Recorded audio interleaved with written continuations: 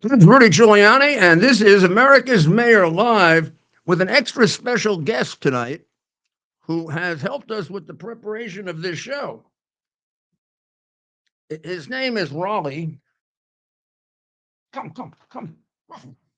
Oh, Raleigh, come up here. Help push him up here. I want you to meet Raleigh the dog. Here's Raleigh the dog. There he is. Come on, Raleigh. Get your beef jerky. All right. He is an excellent dog. We'll give you a nicer picture of him later. He is really a fine, fine dog. And for being a good boy, we'll give him one more. Raleigh. Oh, yeah, put him up here. Raleigh, come in. Up. Raleigh. Here he comes. Come on, Raleigh. Here. Oh, There he is. You only see him down there. There he is. That's how Raleigh. Oh, he runs away with his food. Yeah. He takes his food away just in case, God forbid, somebody takes it from him. I had been feeding him things I probably shouldn't have before because he was here this morning. And I gotta tell you, he is so cute. He's giving me his paw now. Watch. Look at that. Oh. How people people fall in love with these. I have become semi-addicted to those podcasts on YouTube about saving dogs. And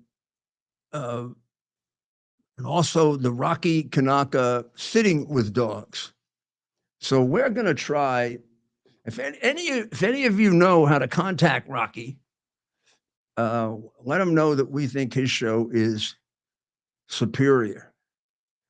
And I would recommend watching some of the episodes. I think basically they're podcasts. They do come on live, but sort of sporadically. But then there's a whole group of podcasts on YouTube. You just put in Rocky Kanaka, you'll come up with them. And he works with these rescue shelters in the LA area. And his expertise is taking care of these dogs who are seriously depressed because they've been abandoned or in some cases abused.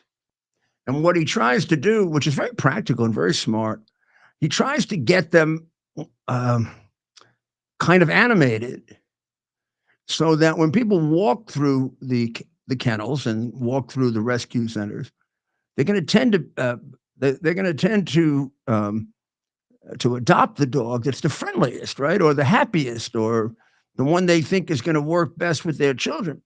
They see a dog, even a beautiful one, sitting in the corner scowling or maybe even doing little growls, and they're going to stay away from that dog. Now, that dog may be just reacting to being locked up. Here's a dog that was at home. Mommy and daddy took care of him. And then mommy and daddy threw him out for some reason. Oh, God forbid mommy and daddy died, or mommy and daddy moved and didn't take him with them. Or it gets worse sometimes. I mean, mommy and daddy beat him over the head or something. You're seeing some pictures of it, I think. You show them some pictures of it? That's some pictures of it. This is a totally unrequested, unknown endorsement of the show. He has no idea that I actually have subscribed, but I don't know that anyone's taken notice of it. He has lots of subscribers. So this is completely spontaneous. That looks to me, now that dog looks very much to me like my dog, Goalie, who was a yellow or white lab that was with me for all 8 years that I was mayor. At times, my best friend. So we were talking before about the need for an investigation of J6. And I know this is going to really, really rip apart the fascists who were running the country when they pulled this off, or running the country shortly after they pulled this off. And but there's enormous indications that here's what there are enormous indications of, that it was a highly exaggerated event, that wasn't really for the purpose of protecting the Capitol against anything truly serious, but was for the purpose of destroying Donald Trump's chances to ever be president, which is, of course, exactly why they impeached him for it after he was president. Never before has a president been impeached after he was president, because had he been impeached for it, he'd be disqualified from the presidency. Of course, they lost that impeachment like they lost the first. Then they did the highly unusual thing of, in 4 or 5 states back in, I don't know if it was late 2023 or early 2024, they just unilaterally removed him from the ballot on the grounds that he caused the January 6th insurrection. Now, here are a couple of problems with that. There was no insurrection on January 6th. There was a protest.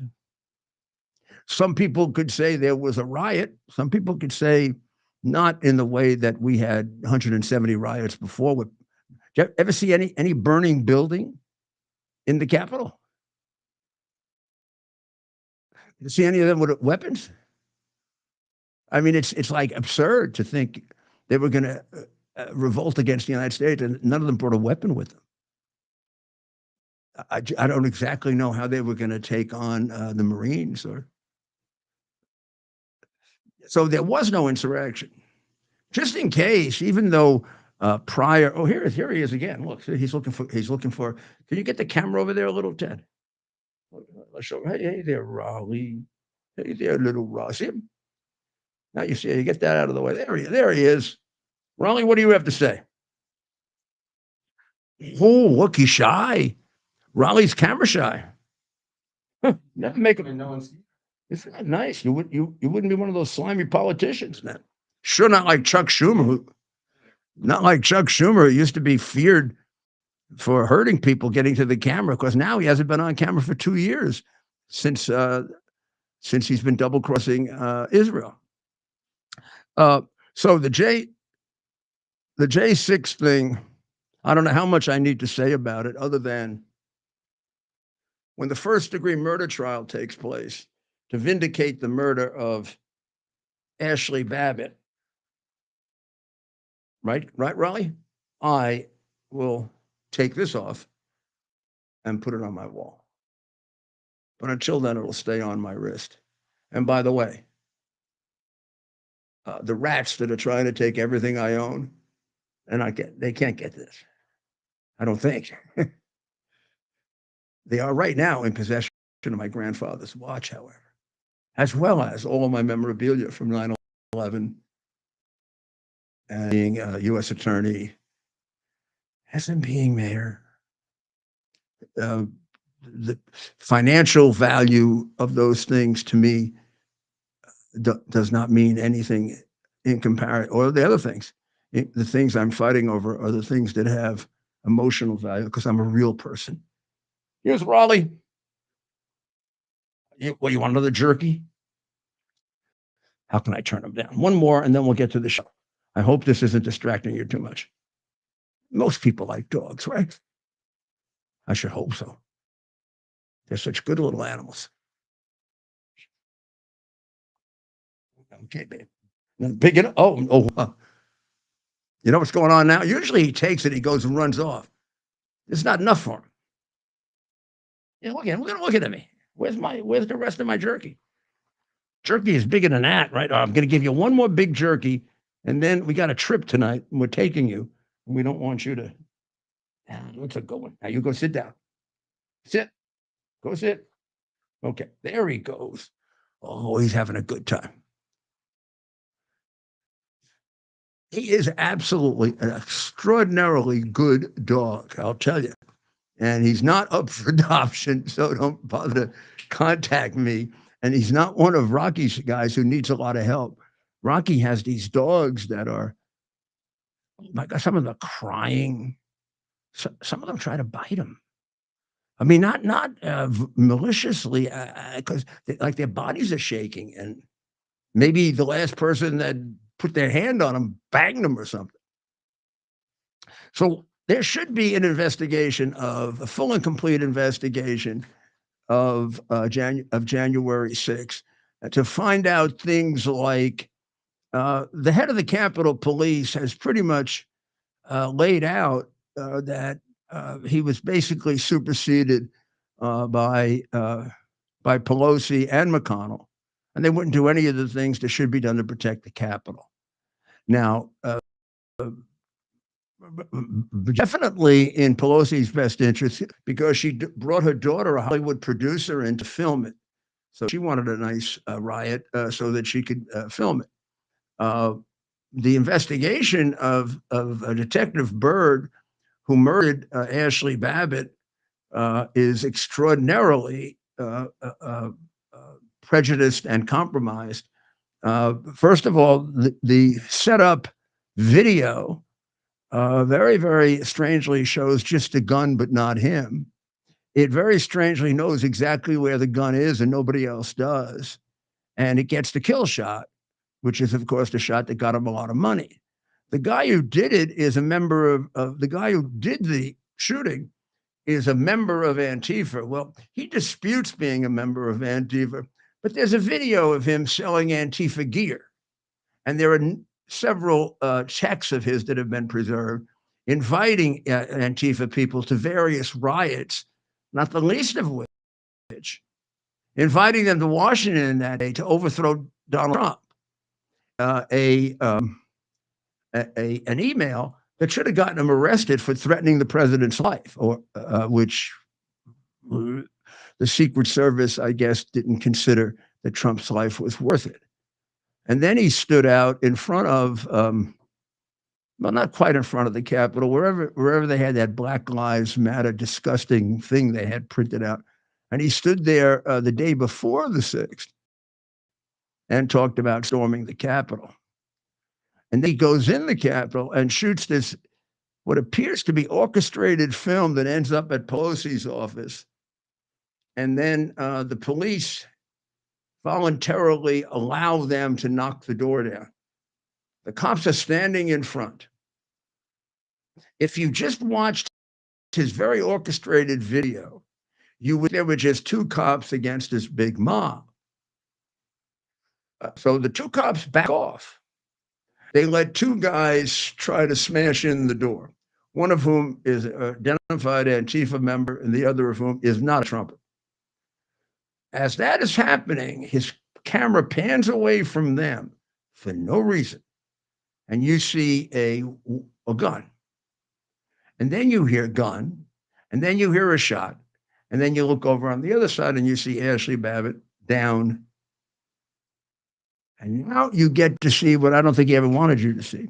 You get to see that right in back of Ashli Babbitt were about 7 or 8 police officers dressed up like Gestapo, you know, with the and the boom. And you say to yourself, why weren't those police officers put in front of Nancy Pelosi's door? This group wasn't that big, had no weapons. Why did the two cops give up Pelosi's office? Then if you look a little further, you see that behind where the shooting took place, where Detective Byrd shot her, there were police officers within striking distance. So I'm going to say there were about 10 police officers who could have very easily restrained her. You do not get to see Byrd's face at all.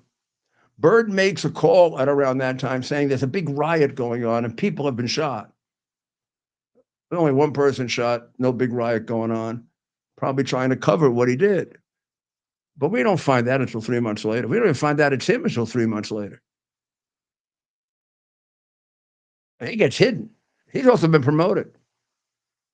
The grand jury investigation was a fixed grand jury investigation. The defense to what he did would be in justifiable fear for your life. He was never even asked that question by an experienced assistant U.S. attorney. I don't know how you can make a conclusion on the case without asking that question. because it's a very relevant question because there was nothing suggesting that there was a threat to his life. She was 5'2", unarmed, in a very precarious position to do any damage to him. She was going to fall over the transom, which means she was down on her face, and even you and I could handcuff her instead of blowing her brains out. And then he wasn't revealed for 2 months. He got a grand jury investigation that looked even worse than the Hillary Clinton fix. And then they promoted him. And he has a record before that. It's horrible. Misuse of firearms. I mean, he's like barely a cop, but he gets the shot. Looks like it's orchestrated. But in any event, that doesn't matter if it's orchestrated or not. Where the hell's the defense to murder? I overreacted. Well, isn't that a form of manslaughter for everybody? And also, I ask you one other question. If we make him a white police officer and we make her a black woman protesting for Black Lives Matter, and she had no gun, no criminal record, didn't hurt anyone, didn't hit anyone. There were 13 cops around to restrain her, and without even saying police, he shot and killed her. Would he have been prosecuted? And if he would have, then the failure to do so shows us we're not America anymore. And we better change it if we want to be America for our children.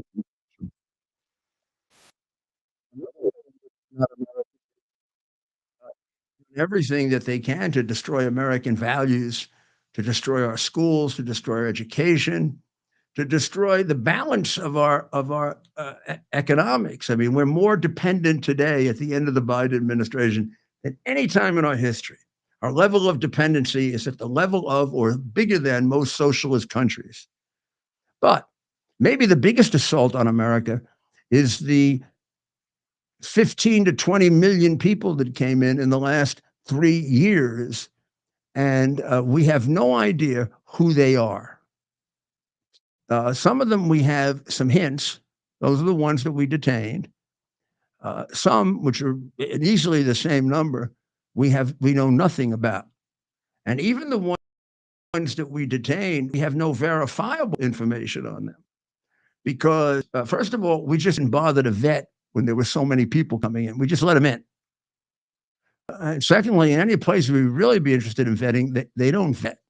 Like, our biggest criminal problem now is probably Venezuela, with Tren de Aragua and other gangs. They're taking over cities, they're killing people. We never vetted any of them. The Venezuelan government doesn't give us information about the people they send, which is why the president is quite right. They're sending in criminals, they're sending in prisoners, they're sending in people from insane asylums. And all you have to do is take a look at their behavior when they come here, and you see that. And Biden has done nothing about sending any of them back. It's like 40 or 50 countries. So the Democrat answer is, in order to get some more Democratic voters, we're going to get even more Democratic murderers. We want to get voters, at least try not to let it be murderers and rapists, huh? I mean, the guy Ibarra who raped and killed Lake and Riley, he came in. He's a Biden invitee in 23. Before he even got here, he was committing crimes. He got arrested twice by the NYPD. He was released twice by the left-wing crooked judges in New York, and the Cuomo law that lets everybody free. And Adams made sure that his police department didn't report him to immigration twice. In fact, Adams even gave him the money to go to Georgia. And within a very short period of time, he ends up in Athens, Georgia. He starts prowling around looking for women. We don't know how often. We know the ultimate time he did. He found Lake and Riley running. He ran her down. He raped her, and he killed her. Just in case there's any doubt, the DNA proves it, and the fingerprints, and the witnesses conclusively. that led to MSNBC saying he never had a chance, like it was some kind of a Western trial. I never had a chance before the District of Columbia in the trial that I was in, particularly with the worst J6 judge on the bench, a bloodthirsty chief judge who convicted J6 people and put them in jail for extraordinary periods of time and was upset that the other judges weren't doing enough, and they were. Well, I never had a chance. He had plenty of chances. He got a fair trial. He waived a jury, and the judge found him guilty. You'd find him guilty too, with all of the evidence, fingerprint, DNA. Oh, plenty more too. The only thing strange about that case is, why aren't they executing him?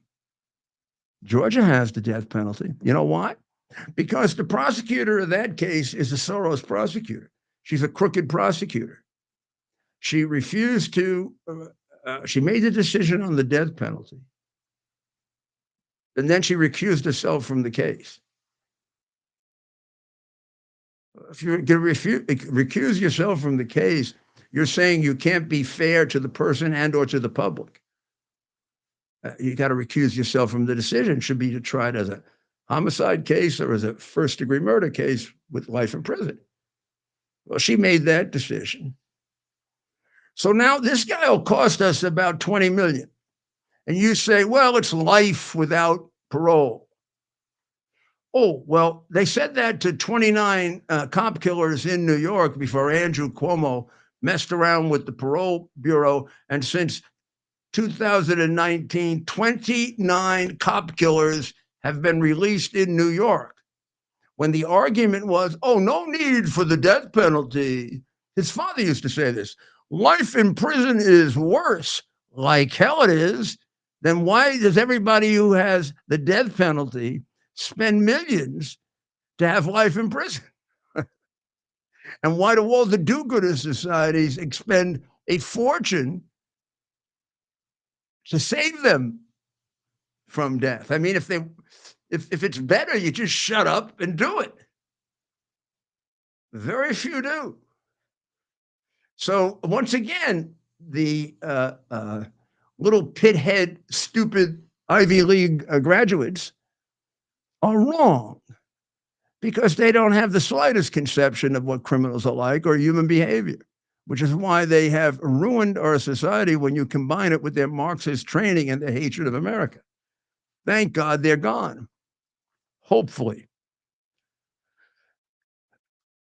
The president is facing many, many challenges, and we'll take up a few of them when we come back, but maybe we'll start with Ukraine, and then we'll talk about the transition. So we'll be right back. We're having the biggest sale ever on overstock clearance and brand new products. For example, save 60% on our Goose Down comforters, the best comforters ever. They go perfectly with our MyPillow bed sheets and duvet covers. Save 25% on our brand new kitchen towels. They're made with the same technology as our famous My Towels. Our initial quantities are extremely low, so get them now before they go. Our seasonal flannel sheets are finally in. You save up to 50% and they sell out fast every year, so order now. They're truly the best flannel sheets you'll ever sleep on. Or save up to 80% on all our clearance items. And this is where it gets even better. For a limited time, your entire order ships absolutely free. So go to MyPillow.com or call the number on your screen. Use that promo code to get deep discounts on all MyPillow products. And for a limited time, your order ships absolutely free. Here we are, pretty much at the beginning of the process here at this pristine, I call it a laboratory. It's not like a factory, it's like a hospital. This is the beginning of the process for roasting. Deep grain, very good quality. Most people don't use this quality. We deal with small farmers because they like to know who we're dealing with. They give us the highest quality, all organic, non-GMO. You should know all Arabica beans. No Robusto, all Arabica. They're gonna go into the roaster and it'll get roasted for about 20 minutes or so.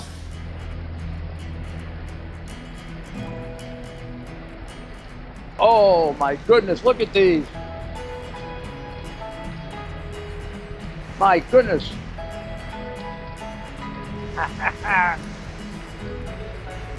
You're going to want to specially order these.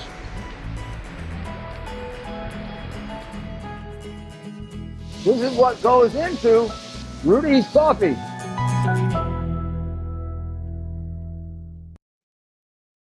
Welcome back to America's Mayor Live. So, you like our background?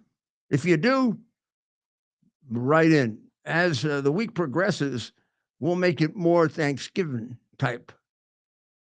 Maybe we'll put a big turkey behind me with Biden's face on it. Or Kamala cackling. People must have forgotten them, right? Yeah, Right, Raleigh, you forgot them. that's a good point. Where is Kamala? Where's Joe? So there's an article saying it's not so easy to deport these people. I sincerely disagree. It's not going to be that easy to find all of them. I agree, because we don't have records of a lot of them.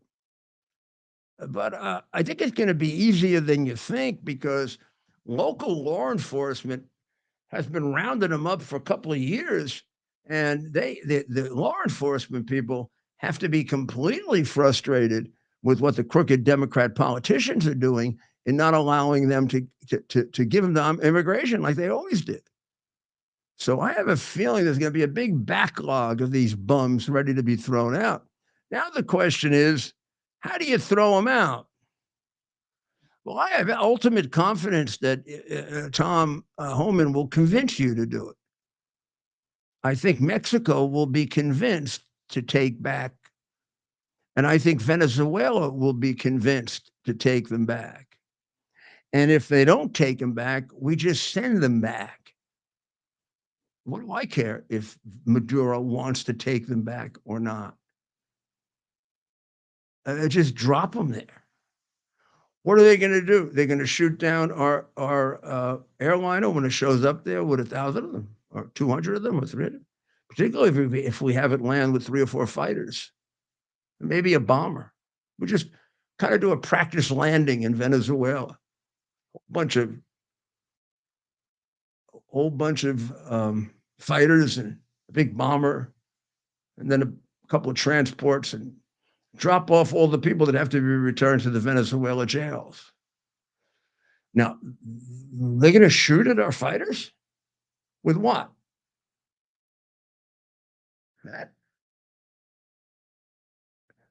What they did is not an act of war. You're damn right it is. They invaded our country. They sent a person like Ibarra to our country when it was foreseeable that he would rape and kill an innocent young girl. And that's just the part of it. They're sending drugs in here like crazy. They're sending little girls in here and having them sold off into what really is slavery. We've got the biggest human trafficking operation in the world now. Never did. Biggest trafficking in minor children in the world now. We never did. Our country is being deteriorated dramatically. They keep it up, we won't have a language left. We won't even know what it means to be an American. They're destroying our country. They're putting us in grave peril of dying, and some of us are dying.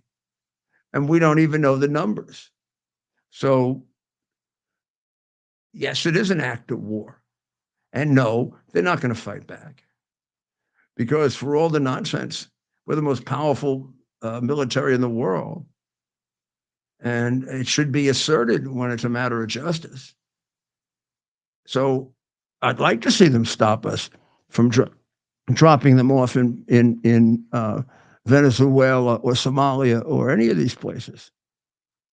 I mean, I kid around sometimes. I said, we give them all parachutes and let them just go down. We show them, all you got to do is just have to pull it. It's not hard. Give them a couple of, I don't know, we'll give them an hour of lessons. Yeah. Any rational thief can figure that. If these people can figure out how to rob, steal credit cards, make money on the credit cards, beat the shit out of people, it's not that hard to just say, here, you go like this, In fact, usually they have two, and then there's a backup. Okay, does one or two fail here and there, but I'm going to lose sleep over it. With these characters, with the people that kill girls like Lake and Riley, and that were let out of the insane asylum or the prison to come and destroy my country. People die legitimately traveling. I don't even think any of them will die. We'll be careful. Be careful. We'll just get them back. That's all. Maybe you don't even have to put them in parachutes. Maybe you can just land them. Take a big transport, come down with a whole big entourage of American armaments, enough to wipe out half the country, and see if they like to have half the country wiped out. Then we'll go in there and we'll pay ourselves for what we had to do by taking their oil. Trump would love that. We can't really do that, but we could say we are. So that's the answer to giving them back. Now, you talk about the people that aren't criminals and giving them back. I don't know. They're a low priority.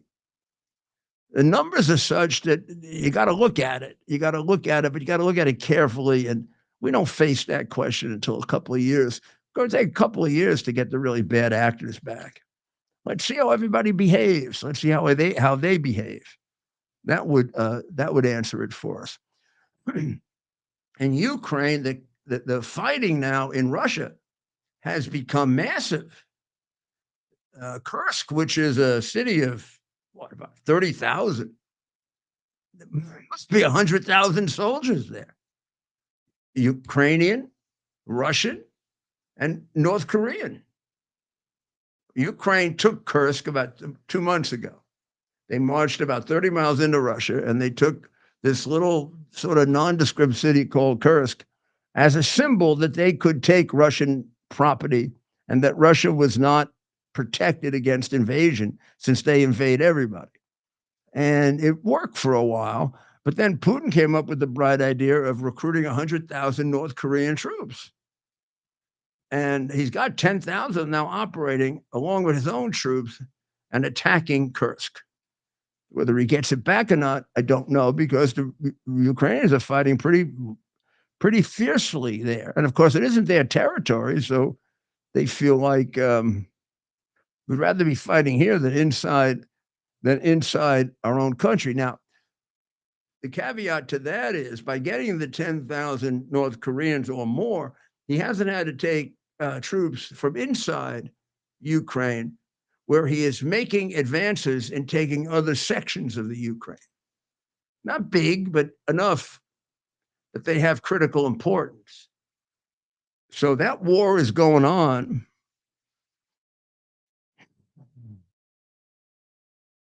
And Biden's handling of it has been,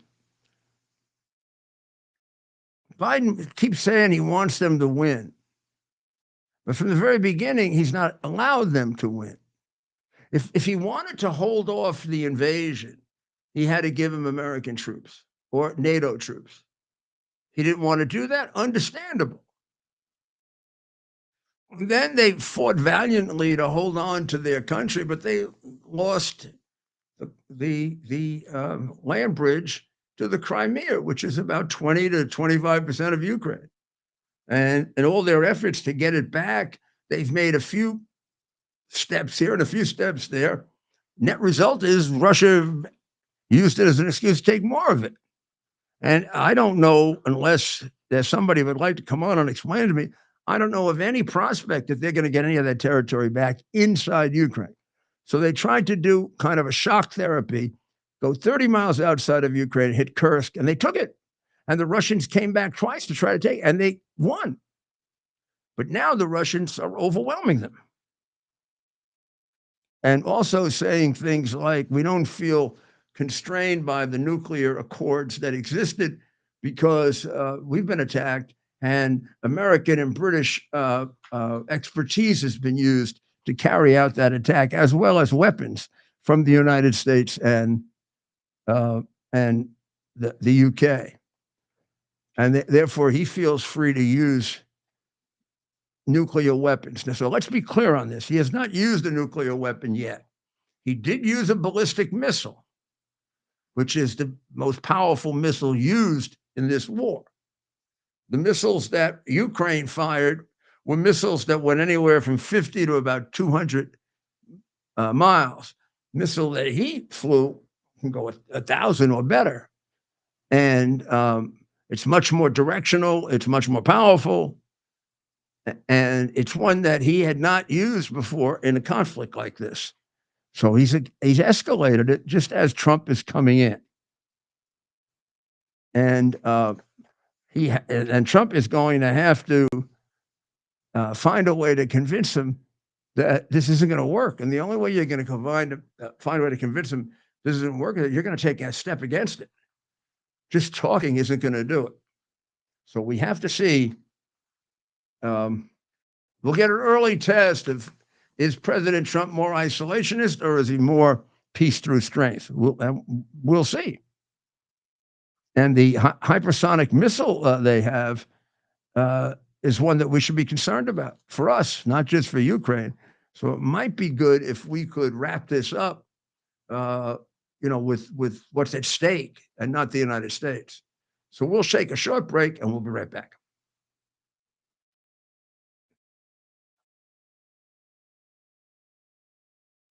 Here we are, pretty much at the beginning of the process here at this pristine, I call it a laboratory. It's not like a factory, it's like a hospital. This is the beginning of the process for roasting. Deep grain, very good quality. Most people don't use this quality. We deal with small farmers because we like to know who we're dealing with. They give us the highest quality, all organic, non-GMO. You should know all Arabica beans, no Robusto, all Arabica. They're going to go into the roaster and it'll get roasted for about 20 minutes or so.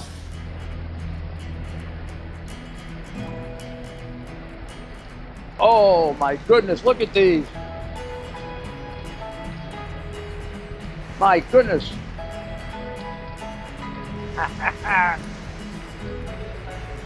You're going to want to specially order these.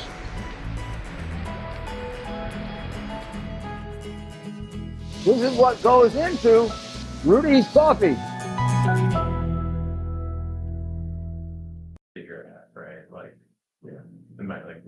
Cancel culture is the new normal. Online freedom, as we know it, has ended.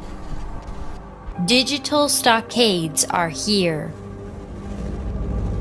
All activity is monitored, stored, and predictively analyzed by a technological cartel.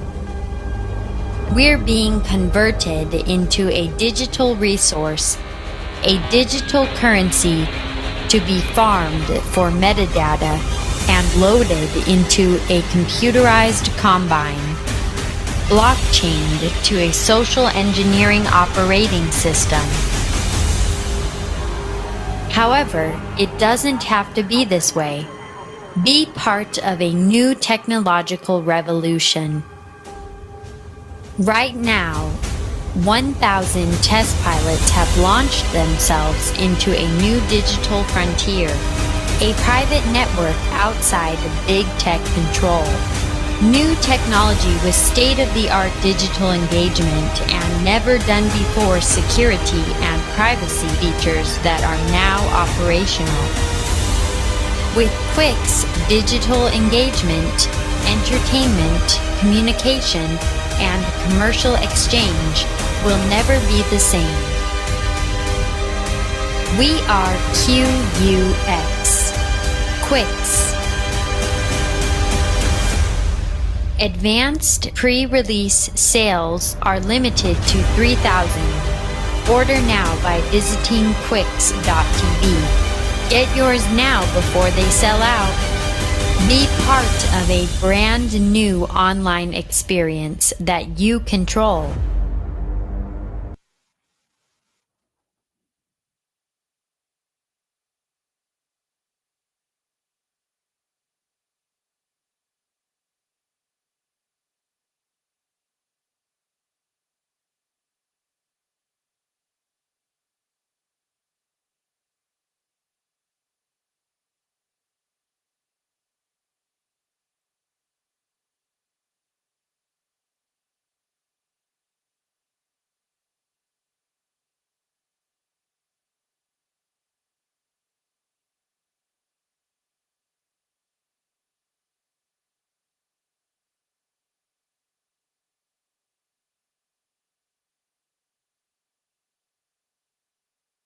The young, but that's okay. I like young young and enough experience so that you can say she has a pretty good idea of the job. I would like to have seen her have more like relevant police experience. She was in the investigative section of the department, and I'm really not sure she was a civilian or a police officer in that capacity. I would have preferred if she had been a police officer, and I'll find out for you. But come on, this is a tough job, and we're going to have to hope that she can do a good job. Um, the real question, I mean, the real question is, what can she do with Adams and Hochul, who can't do anything? They can't seem to get the bail laws changed. They can't seem to get the reduction of age changed. They can't seem to deal with the Democrat crooked judges who let people out, like the judge last week who let a guy out and he went ahead and killed people. I mean, that's not like a singular event. That just happens all the time, all the time. And she's got to stop lying, having them lie about the subways are safe. They had 10 homicides this year on the subways. That's twice the pre-COVID level, twice. And for the amount of ridership, man, on the subways, I mean, I know you say 10 isn't a lot. That sure is a lot. And murders on the subway have exponential effect because even crimes on the subway have exponential effect because because you're confined. You have the feeling outside, true or not, that maybe you can run, whatever. But on the subways, you have no such feeling. And now, given the crooked case brought by Bragg, the crooked racist case brought by Bragg and tolerated by the police department and supported by exaggerated, if not perjurious, testimony by the coroner, they're trying a white man for killing a black man who was threatening to kill the people on the subway. And if he did, and if he did kill him, if he was the cause of death, it was completely accidental. And there's a dispute as to whether it was even the cause of death. If there was such a case where they weren't able to prove their case beyond reasonable doubt, the case of Daniel Penny would be one of them. She should speak up against the case because you're not getting a lot of help on the subways if the Daniel Penny case stands as a, I mean, think about it. You're sitting on the subway. I don't know if all of you know what the subway is like, right? But it is underground. It is confined. At rush hour, it's extraordinarily crowded. At other hours, it can be crowded. You're sitting there. Lots of other people are sitting there. And you hear a man in the next car, because you can walk through the cars. It isn't suggestive, but you can.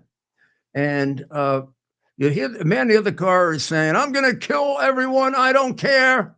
I don't care if I go back to Rikers Island. F you, F the Jewish, the whole litany. And then approaching people, not doing anything yet, but approaching them. Then he walks into the second car where Mr. Penny, I think, is located.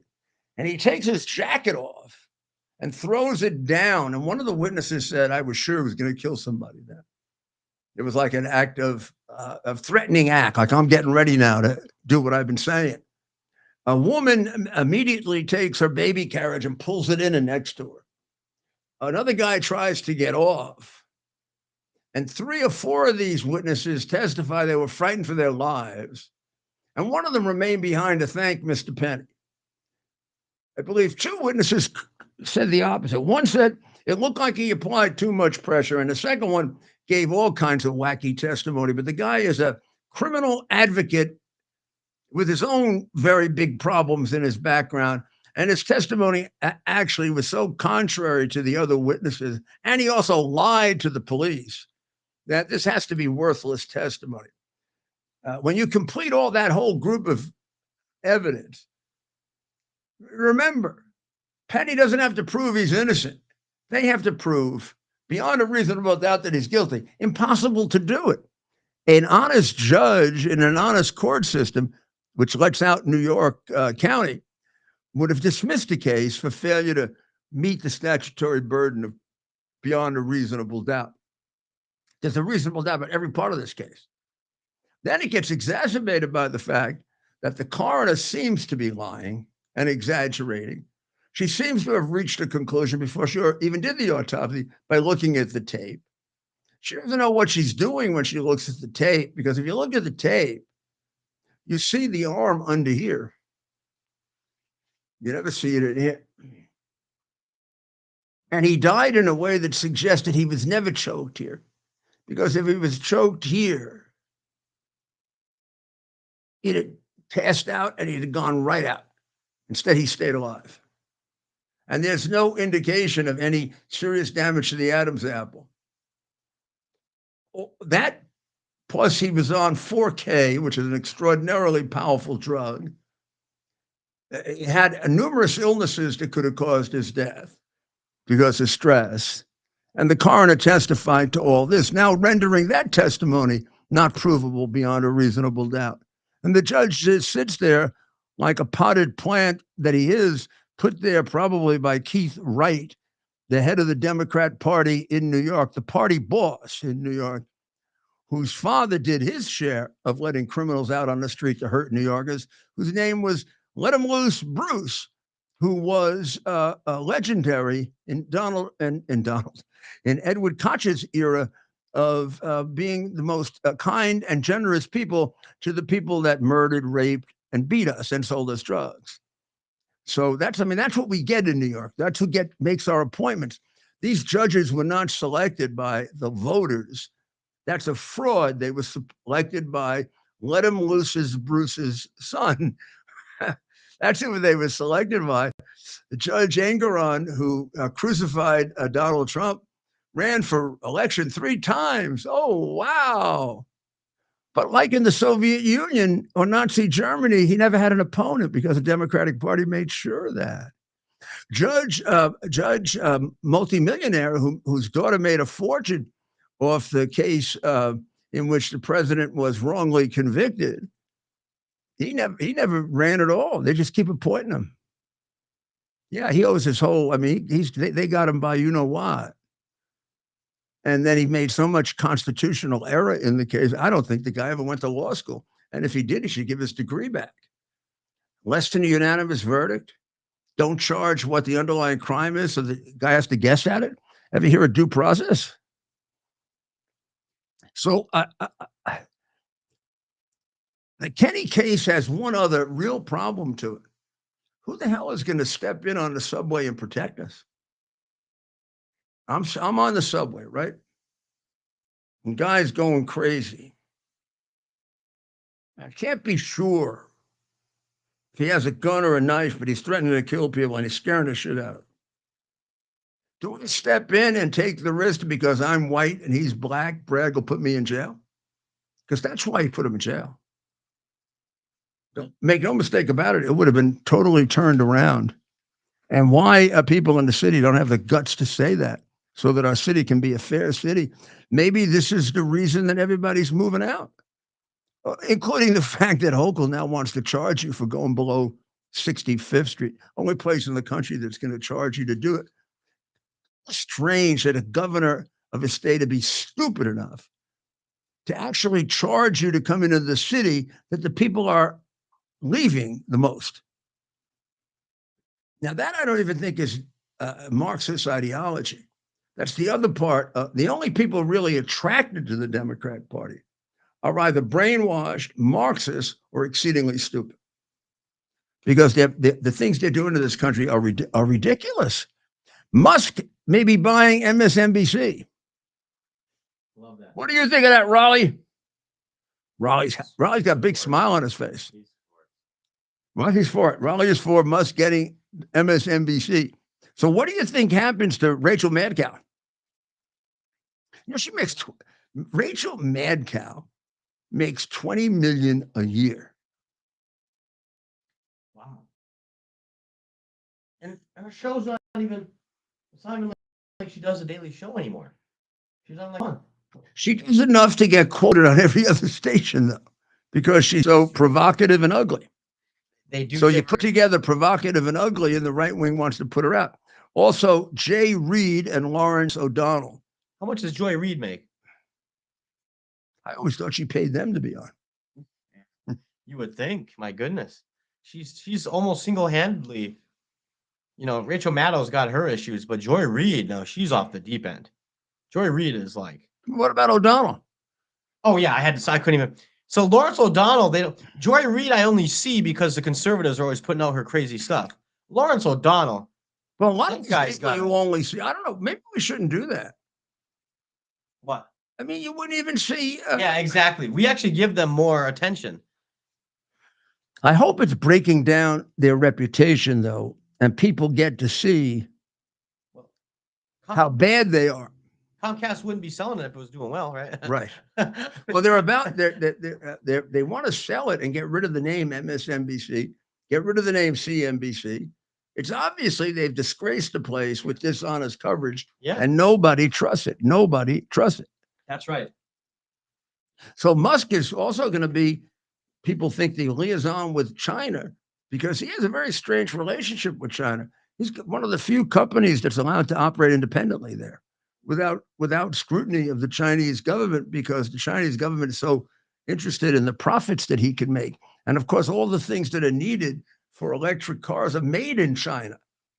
If you want to recreate the electric grid to sustain electric automobiles, you're going to need a lot of changes. And up until recently, China had a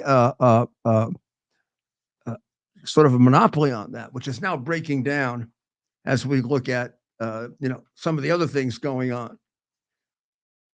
So I'm going to ask you a question. Do any of you know about Ozempic? A little bit. Ozempic, I'm A lot of it. going to try something now. Now that we're talking about losing weight and stuff, I'm going to eat something in front of you, which I usually don't do, but I'm going to see what happens with my friend Raleigh here. Right there. Show him. And give him a little bit. Take camera down. Raleigh. Give me a paw. Give me a paw. Good dog. You're a good boy. You're a good boy, Raleigh. So he makes sure he gets the last drop. Notice that. Raleigh, look at the camera. Look over there. Say hello to everybody. There he is. There he is. Okay. He'd have made less mistakes than Biden. No doubt about it. He never would have gone into Afghanistan like that and taken the soldiers out first, right? Every dog knows that. Go talk to your dog friends out there. Could he take the Maddow spot? What? Could he take the Maddow spot on MSNBC? I don't want to say anything about looks, but Raleigh, come here. everybody has their own opinion about that. I think it'd be an improvement. And a little barking instead of kvetching wouldn't be bad. Yeah, right. Yeah. So they have this article in the Wall Street Journal about Ozempic, but they don't give you a final conclusion on it. But I mean, there are some people that swear by it for losing weight and dealing with diabetes, and then there are some people that say it has terrible side effects. So I don't know. People say it helps with addiction as well. Yes, and then someone told me the other day that he takes a form of it, but it's better than Ozempic. So I guess they can always be better than Ozempic, right? So we're going to raise a few questions before we conclude, because we have to make a forced trip for 5 hours to New York, because a federal judge would not allow me to do this by Zoom, so that he can create a media circus tomorrow. And then they can say that I create the media circuses and therefore should be penalized and held in contempt, when in fact they attack me all the time, lie about me all the time. For example, they said that when they went to my apartment, there was no furniture there. Ted, how much furniture was there in my apartment? Damn near fully furnished. I Yeah. moved right in there. They just lied. And then I'm supposed to not comment and point out why they're lying, because the case is brought by Hunter Biden's law partner, who represented the crooked company Burisma that paid well over $10 million in bribes to the Bidens, which is only public because of me. That is not even a disputable fact. It was hidden very effectively until I brought it out. And then the hard drive was hidden very effectively, used to obstruct the impeachment trial, used to render the election fraudulent completely. And I was attacked by the same group of spies who lied that ruined our intelligence for a generation. And it was only after that that I was vindicated, but not enough for them. So let's look at his picks. I raised earlier, but I don't think on this show, the pick of Lori Chavez Durima, the only one that I really have serious issue with, because Lori Chavez Durima from Oregon co-sponsored the Radical Pro Act and opposes school choice. And I do believe that school choice is the number one civil rights issue for the minority community and the education of their children. And such an act might break through all that and allow parents to actually choose the education for their children, which I think will end up with far different results than we have right now. Biden decline is, I mean, we don't see him anymore, and he doesn't look like like a little bit of a zombie, right? Walking around, falling, like not falling, but. And then it's really funny how she stays away from him. Like she's like in front of him by about 30 or 40 yards. And if he fell down, I guess she'd say, take care of yourself. She's probably tired of him, right? So we are in the middle of a revolution. Pretty damn exciting, huh? And most of those people can carry out the revolution. That's a very encouraging. And 53% of the American people say that the transition is going very smoothly and he's getting his job done. And the negatives are pretty small. Even though they try to make a big deal out of the remaining candidates, they unfortunately accomplished it with one who would have been very good, Matt Gaetz. But they're after, in what order would you say? Robert Kennedy first or Pete Hegseth first? Well, Big Pharma and those folks, they're up in arms over RFK. So I would say RFK is going to have more of a. He has more enemies with bigger lobby, yeah. That's been one of the most effective forever. Yeah, Pete Hegseth, people are gonna. The liberal media, right? The way they paint this guy as nothing more than a talking head. He may be on TV now, but that man is a legitimate war hero. Well, yeah, but they don't have people with legitimate records. So they always figure project, right? They think we're doing, or they think he's making up. That's a very good point. Or like Blumenthal and Tim, they think he's making up his war record because that's a very good point, Mayor. They can't. They hear a war record and they say, "Oh, it's like Blumenthal and Tampa." Must be like our guy. Yeah, they made it up. Or they can't read more than one line. Well, what time is it, Ted? Because we got to get on the road and head toward New York City so we can have a circus tomorrow, which is totally inconsistent with fairness and decency. And hopefully we'll get one ruling on our side from a judge who doesn't even want to let me go to who's taken away every single piece of property he's found out about. And we'll see what he wants to take tomorrow. I mean, I'm going to try to bring some excess clothes in case he wants to clothes off my back. Well, we're gonna ask to remind you that the Tunnel to Towers Foundation gave the Chaffins family the gift of a mortgage-free home. Police officer and canine handler. You hear that? Canine handler Jacob Russell Chaffins was fatally shot while attempting to serve warrants for domestic violence offenses. They can be very, very serious, by the way. Jacob's wife, Savannah, will forever miss her brave and her strong husband. And his little daughter, Paisley, longs for her father's hugs and kisses. But Savannah and Paisley are grateful for the kindness of friends like you. Through Tunnel of the Towers, the loss and hardship of heroes like Jacob is being turned into hope for the families. There's so much more to do to say thank you to our nation's heroes and their families for their immense sacrifices for us. Help Tunnel the Towers to lift up these heroes and their families. Donate $11 a month at t2t.org. That's the number 2t.org. And do it now.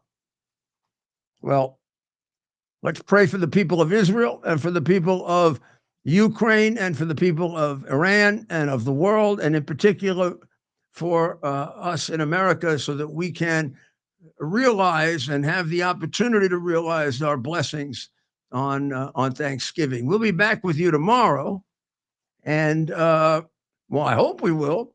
I hope whenever I have to see a Democrat judge, I always wonder, particularly when I don't have to be there. And I know they're out for my. Maybe they're out to take away from me everything I own, so they ruin me. So other lawyers quit, like mine, and like so many, like hundreds of others. And now they're engaging even in attacking my lawyer, hoping that it'll discourage other lawyers. And the judge, of course, has exercised no control over that, but instead just periodically takes away everything that I have, including things that have emotional value, some of which are protected by the law. But so be it. That's the America we live in, and that's what we're going to change. God bless America. Bear the principle of common sense and rational discussion to the issues of our day. America was created at a time of great turmoil, tremendous disagreements, anger, hatred. There was a book written in 1776 that guided much of the discipline of thinking that brought to us the discovery of our freedoms, of our God-given freedoms. It was Thomas Paine's Common Sense, written in 1776, one of the first American bestsellers, in which Thomas Paine explained, by rational principles, the reason why these small colonies felt the necessity to separate from the Kingdom of Great Britain and the King of England. He explained their inherent desire for liberty, for freedom, freedom of religion, freedom of speech, the ability to select the people who govern them. And he explained it in ways that were understandable to all the people, not just the elite. Because the desire for freedom is universal. The desire for freedom adheres in the human mind, and it is part of the human soul. This is exactly the time we should consult our history. Look at what we've done in the past and see if we can't use it to help us now. We understand that our founders created the greatest country in the history of the world, the greatest democracy, the freest country, a country that has taken more people out of poverty than any country ever. All of us are so fortunate to be Americans. But a great deal of the reason for America's constant ability to self-improve is because we're able to reason, we're able to talk, we're able to analyze. We are able to apply our God